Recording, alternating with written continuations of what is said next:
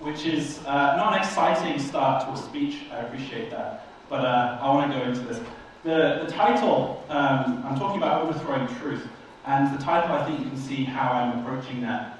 This is a quote: there are three kinds of lies: lies, damned lies, and statistics. Suggesting that statistics is a lie, or can be used to lie in most egregious ways. This is a quote actually attributed to Mark Twain.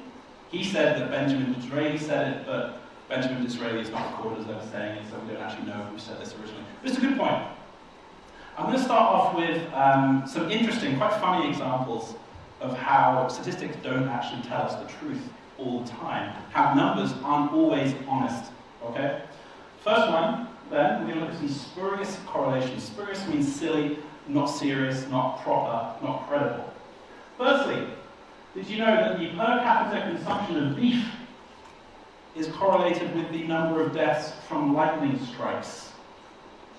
Is there a cause between beef and lightning strikes? No, of course not. It's kind of funny anyway. Second one.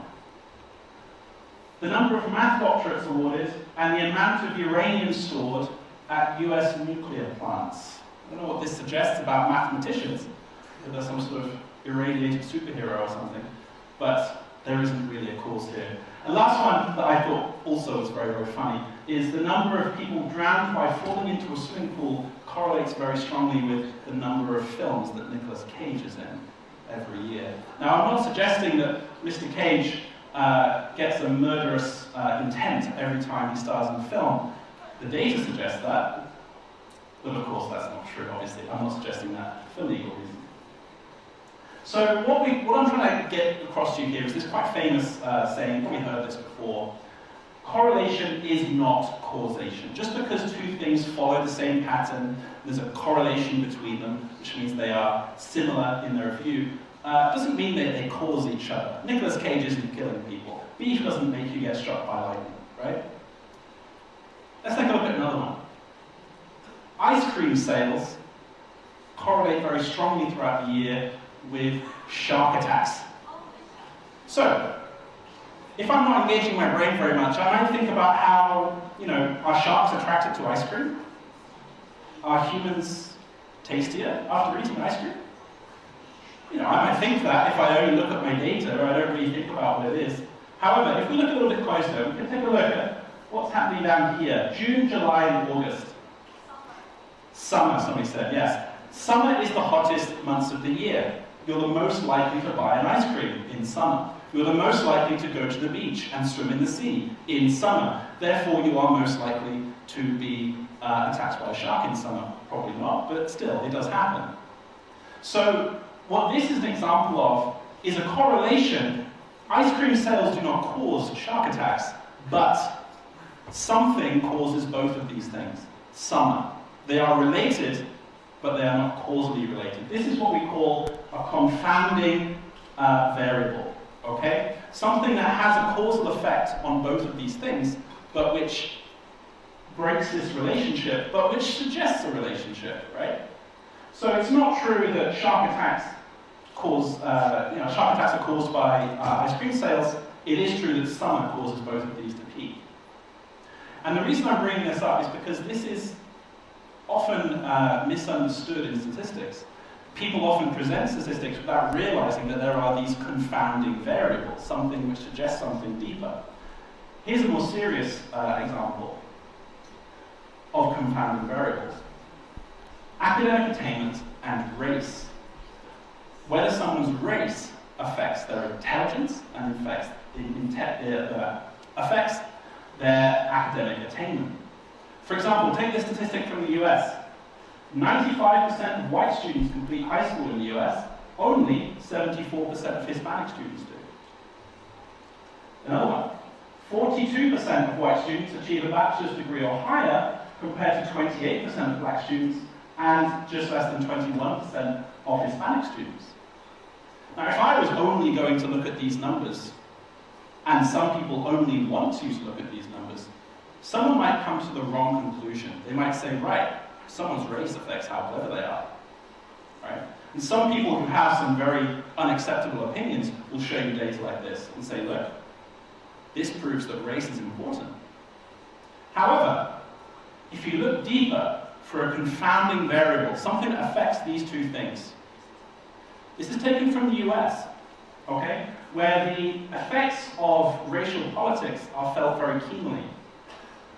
Further analysis finds that actually people of ethnic minorities have a lower accessibility to education and are also in lower socioeconomic classes in the US, which can be a confounding variable. It affects how much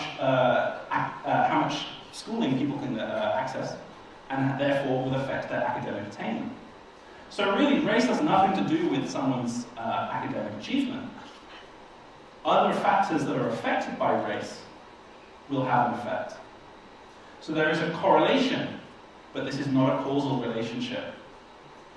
And you've got to watch out for that, because sometimes people want to believe something based on these false assumptions. Let's take a look at another type of this sort of misuse of statistics, and that's called cherry picking. This is where you take one specific bit of data that you really like the look of, and you get rid of all the rest. Okay? It's very, very tempting to do this as a scientist. It's very, very tempting to do this as a student writing a lab report, for example. I've definitely seen this happen before. I don't like the look of that data, I'm going to ignore it. Well, you don't get to do that in science. You've got to be honest. Academic honesty is important. Here's an example of this. This paper came out a few years ago. It talked about how this specific ice sheet had slowed its decrease in size and actually was growing, right? So there's an ice sheet, very specific ice sheet in Greenland, that it actually is expanding in size and getting bigger. So obviously lots of people who don't think that climate change is an important thing jumped on this. Climate change isn't real. You know, ice sheets are growing. Why, you know, these people are all lying to us. Buy more things made of oil and, you know, burn gas and whatever, you know, do what you like. Doesn't matter. However, this is an example of cherry-picking data. Here's the bit on a graph that shows this, okay? This is a part of a graph. More ice. Excellent. Good. Proof of the point. I'm sure you can probably notice. This is not all of the graph, is it? This part of the graph shows a growth in the amount of ice on this ice sheet, on Greenland's ice sheet. Let's zoom out on this graph a little bit. Oh dear. They picked the bit of data that they liked best. This little bit. It's getting bigger. Yay! Oh dear. Oh dear. We'll ignore this. It doesn't prove my point. I don't want to listen to this. This is not important data. This bit that agrees with me, I like that bit. I'll take that bit. Thank you very much. That's called cherry picking. You don't get to do that, okay? You don't get to take a bit that agrees with you. And actually, this growth in the ice sheet was offset by loss of other ice sheets anyway. So if you looked at the bigger picture, in more ways than one, this person was proven incorrect. And NASA had to come out and actually make an announcement about this and say, hey, look, that's not what the data shows. The data shows that ice is shrinking. Here's a picture of the glacier, of the ice sheet. Here's where it was in 1850, here's the sea. It's all the way back over there in 2016. Just because it grew a little bit in 2017 doesn't mean that we've undone all of this here. So people will use statistics, use small pieces of data to convince you of something that they want you to believe. You've got to look past that. What are they not telling you? Okay. Another way in which this can happen. Here, this is from the National Institute of Health. This is an example about Coca-Cola. Okay? Now, Coca-Cola, they sell a drink which has lots and lots of sugar in it. Right? Sugar is linked to obesity, linked to disease, and they don't like that because they want to sell you lots of their drink. They don't want you to think that it's unhealthy. So they paid scientists to say that it's okay. They paid some people to do this. And this is a paper from the National Institute of Health in the US. They analyzed this and they realized that there was a problem. Coca-Cola were not being very honest. They were trying to make scientists agree with what they wanted. They were trying to pick out some really specific data. This is from the British Medical Journal. They also found this. This is from the Mayo Clinic. They also found Coca-Cola were trying to hide their contributions to scientific research so that they could say, hey look, some scientists, completely independent of us by the way, said that Coca-Cola is good for you. Excellent. Buy more. Please buy more. However, that's not what the data said. And if you actually do more of this data, more of this analysis, and you find more data that is based on different types of study, you find that actually Coca-Cola is really not very good for you. You shouldn't drink too much. So again, this is talking about sources. Where do you find information? Who is giving it to you? Okay? So, this is the last type of sort of mistruth I want to talk about when it comes to this. Ignoring the data completely. And you might think, well, that's kind of dumb, right? Like, if there's data, why don't people will see the data? However, no, they won't. People don't look far beyond what you tell them. And this is why we teach you to look further. This is why I'm talking to you today. We want you to look beyond what people are telling you to find the truth. An example of this is video games and violence. Whenever there is something like a serious violent crime or a serious outburst of violent crime, politicians, lawmakers are often very keen to say, this is caused by those violent video games. People go online and shoot each other, and then they go outside and shoot each other as well. And that sounds very compelling, right? Surely a violent video game would make you feel aggressive. It would make you go outside and fight other people, right? Surely that's what it means. However, the data does not suggest that. The data is exactly the opposite. As the amount of video game sales increases, the amount of violent crime goes down. They are completely opposite. The data does not support this at all. However, there's this really nice sounding argument, right? As a parent, or as a teacher, or as someone trying to make laws, it sounds really nice to say, hey, we can ban these nasty video games because it makes people violent. I like that argument. It sounds good. I'll run with it. However, the data doesn't help with that suggestion. You can't follow that because it's completely opposite. In fact, there was a study done in Europe which found that the opposite was true. People who were playing violent video games actually were less likely to be involved in violent crime. That was one study, but obviously more study needs to be done with that.